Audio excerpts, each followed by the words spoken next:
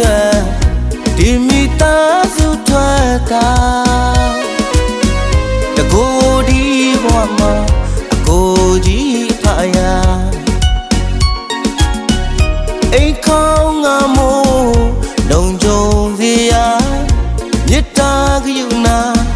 အနစ်နာခံခြင်းများနှလုံးသားကလာချစ်ချင်းမေတ္တာတရားပေးကအဖေမရှိတဲ့နောက်မှာကိုကြီးကဒုတိယဖေပါမိသားစုတော်ကာယစီရပမာအမောင်ညာရဲ့လဲ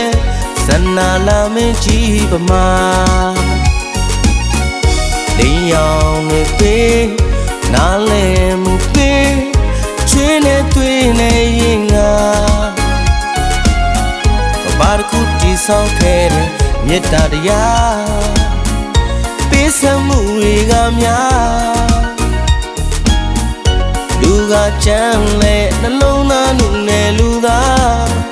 အကိုကြီးတော့ဖာယာအကိုကြီးကဒုတိယဖေပါ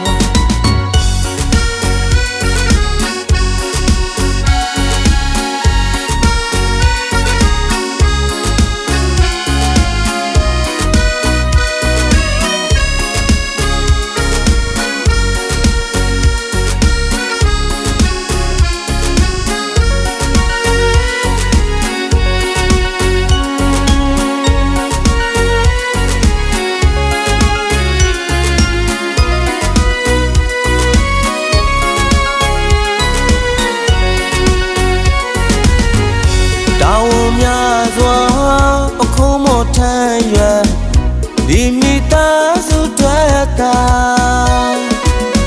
တခုဒီဘဝမှာအကိုကြီးဖယား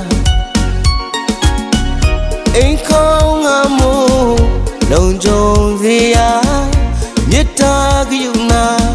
အနစ်နာခံခြင်းများနှလုံးသားကလာချစ်ချင်းမေတ္တာတရားပေးကအဖေမရှိတဲ့နောက်မှာကိုကြီးကဒုတိယဖေပါမိသားစုတော်ကာယစီရပမာအမောင်ညာရဲ့လဲစနာလာမင်းကြီးပမာအလင်းရောင်နေပေးနားလဲမှုပေး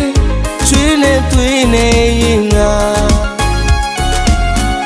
ဘာခုတီဆောင်ခဲ့တဲ့မေတ္တာတရားပေးစမှုတွေကများ